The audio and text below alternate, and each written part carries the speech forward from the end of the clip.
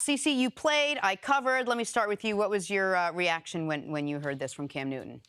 I wouldn't say I was surprised. Sometimes Cam, he's not as self-aware as I would like him to be. I was I was a little shocked that even after the smile and the smirk, because Cam can be very charismatic. I was surprised that he followed it up with, wow. Like, I thought he was going to say, wow, it's amazing that we have smart women asking good questions about the game that I love. And I was really shocked by, it was a great opportunity. She asked him about one of his teammates, not himself. It wasn't a bad question, but about one of his teammates, that he had an opportunity. It was a legitimate question to talk well about his teammates, but he was so distracted by her asking a question that any man could ask, and I'm disappointed in Cam. I'm really disappointed in Cam. Last week, Cam had a great week because he finally got into the Cap fight, realizing that Cap and what he had sacrificed, like, he was really not only self-aware, but aware of what's going on in America. Socially aware. Yeah, and realizing that there's some things out there that are bigger than him. And this right there is bigger than him. Women, not only in sports, but in other professions, they always have a hard time. And being in a male-dominated locker room for years, I've seen women disrespected. I've seen women laughed at the questions. Like, we know that women don't play football. But let me tell you something. There's a bunch of dumb A men that have asked me questions, and they didn't play any type of football. But we accept them because they're male. It's our job as athletes, when someone asks us a question, that reporter is trying to get insight on your team and also on the game of football. So it was an opportunity for Cam to be able to explain the game to people who someone asked him a legitimate question that people ask me all the time. So as a leader, not only of the Carolina Panthers, but as one of the leaders in the NFL and one of the most popular players that we have, I'm shocked that he was that he fell into this trap and have put women who have been covering this game long before I even got into the league. I'm shocked that he handled it that way. Well, I think the shock is twofold. One, that he said it, obviously, but two, that it came from an elite quarterback in a setting that was obviously going to be televised. Right. Off the cuff, a it wasn't a guy at his locker. Right, exactly. Right, he's at a presser. These comments go national as soon as they happen during an NFL week. You know that. There's a number of people with recording devices. The follow-up would have been, for me, why is that funny? Why do you think that's funny? Why, Cam? It's funny? I'm just curious why, and then let's get on with it. And I think then he would really get into a tricky situation, and she was professional enough to at least wait and listen to him ask the question. Much like you, when I heard this, I wasn't surprised. I unfortunately have heard this before. Perhaps not to the extent of it's right in your face, and I'm just going to say it right to you, but I have asked questions that athletes have scoffed at and have blown off or have smirked. Jenna, can you remind people, before you were on the show and before you were on the Today Show, what you did? Because I think a lot of people Of course. Look, I spent 12 years as a local reporter, and a local reporter doesn't spend time at the anchor desk. A local reporter is in locker rooms and clubhouses and on the field and at locker rooms and running on the field asking players questions. And so I have spent my fair share of time, trying to get to the same answers that my male colleagues have been trying to. And when I first started, it was 1998, and I think I was at the second or the third wave of women that were coming in. There weren't a lot of women in locker rooms. No. But I wouldn't say it's something that runs rampant, but there were definitely times where I was made to feel stupid, if you will, for a question that I asked. And what it did for me is very quickly I learned how much harder I was going to have to work, which is fine. So there's a reason that I come into work every day here a half hour before you guys get here. There's a reason I spend an extra hour at night learning things and reading things that maybe don't even apply to the show the next day.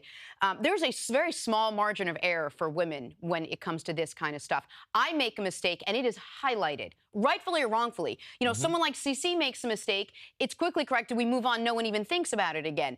Now, you know, you never played football, but it's seemingly okay for you to make a mistake. I never played football, and I think if I make a mistake, I hear about it on social media, I hear about it in other places, and I think that's the most unfortunate part, is that the margin of error is so small when we make a mistake. And she didn't make a mistake. This is a woman, and I don't know her, who has learned everything that most of her male counterparts who did not play football have learned. She has obviously studied. She's asking about specific routes. She knows what she's talking about. So to ask a question like that and then to receive an answer is disabling. And Jenna, they were factual. They were factual. Funchess is playing well. Yes. He is catching the ball better. He is getting yards after the catch. I went back after this. I wasn't streaming the Panthers Cam Newton press conference. But after this, I went back and watched the whole thing. That was the single best football question that was asked at that press conference. Without a doubt. Like, there's a lot of, how big of a game is this? You know, emotionally. Talk about what the Patriots win meant for you. A lot of that stuff that is just par for the course for these press conferences.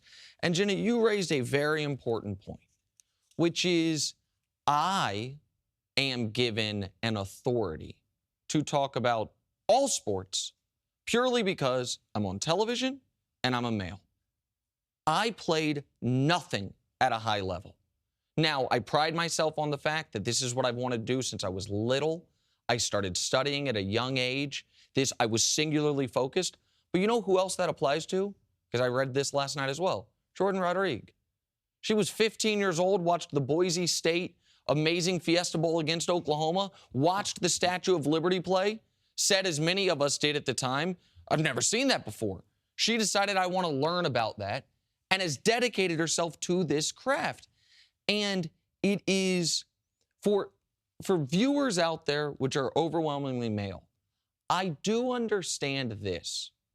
There is the assumption, and I do not think it's an incorrect assumption, even if it's a maybe politically incorrect assumption, that if you walk into a room and it is with 5 guys and 5 women, it is more likely you're going to strike up a sports conversation with the men amongst a random assortment of human beings. But once we are talking about professionals who cover the teams, there is no longer a gender imbalance. If you've decided I'm a football beat reporter, you have dedicated yourself to learning the game. And there is nothing in the lack of a Y chromosome or the double X chromosome that naturally gives you more or less football knowledge. There's one person at this desk who inherently gets to have an air of authority about X's and O's football. The guy that played it professionally. And what Jordan Rodriguez was doing there, I felt, was saying, hey, here's what I've learned about what Devin Funchess is doing. But you have learned more because you're the damn quarterback. So take what I've learned, as I often do with CC. Here's what I'm seeing. I think this is what's going on. Break it down another level. And he disabled her there. Right. And it was so...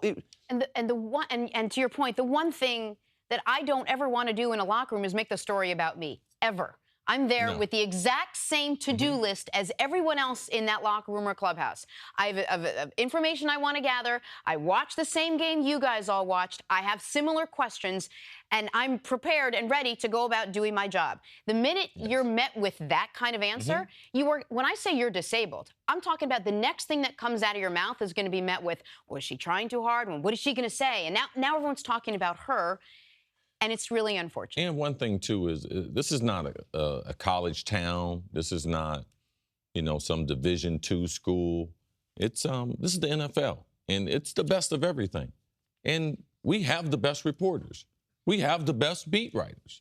Like, they cover the game in a way. It's a promotion for everyone. Of course. To cover the pro football team in town means you're one of the best at your paper. Absolutely. And Cam, he forgot that. But for me, I always thought that it was a unique opportunity that when there was a female and she had been promoted to this level, that it was my job just to help her just as much as I would help any of the men. I mean, I leak stories and stuff to men all the time, but also, you know, I had some good friends in this business. Leslie Visser, she was a good friend of mine. You know, Pam Oliver, she was a good friend of mine. They were great reporters. I remember talking to them about the most intimate things. When I decided to tell people the true story, a reason why Buddy Ryan cut me, all right? I didn't release it to a male. I released it to Andrea Kramer because I knew that she would handle it in such a professional way. So it's a disservice to all the ladies that have covered, the women that have covered the NFL and done a great job at it. I mean, even we went through the time when you were, when they tried to change the towels in the locker room. I mean, just all the idiotic stuff and how uncomfortable men make it for a female to do her job. And it's already, just quickly here, it's people that haven't covered a team, I don't think understand the different dynamics and the different hurdles women have to go over. Purely as this, I used to cover the Kansas City Chiefs. I was totally comfortable and okay with if I, after talking with a player, handing them my phone, saying, hey, can I have your number? That's how you get a source. Whenever, because maybe the only place more sexist than an NFL locker room is a local sports radio, like Clubhouse. It's just a bunch of dopes. And whenever, and I was one of those dopes at times, like I was casting aspersions. Whenever one of the female reporters would try to do the same thing, the jokes of, oh, you can't, Mm-hmm. like, which makes the job harder. It's harder to break stories, harder to do this. Right. Oh, is she trying to go on a date? No, I was there, and we're going to go to break in 1 sec. I covered the New York Jets. Last day of the season, this is years ago, every male reporter, radio guy, even the TV guys are yes. Here's my number, just in case you resign. I'm just curious about your contract situation. Right. Can I get your number? And every single guy, and I was like, well, can I do that? Is it going to be? And I couldn't do it. And I went to the PR guy and I said, listen, can I call you over the offseason to just get phone numbers? I'm placed at a disadvantage just because of optics and what it would look like if I asked for someone's phone number. That hasn't changed then, and I don't think it's really changed now. Cam's got to be aware of this stuff. As an elite quarterback, you need to know what you can and cannot say. Thanks for watching. Subscribe here to get the latest from the show. Also, be sure to check out more of the best clips from First Things First, or go watch a few segments from our other shows on FS1.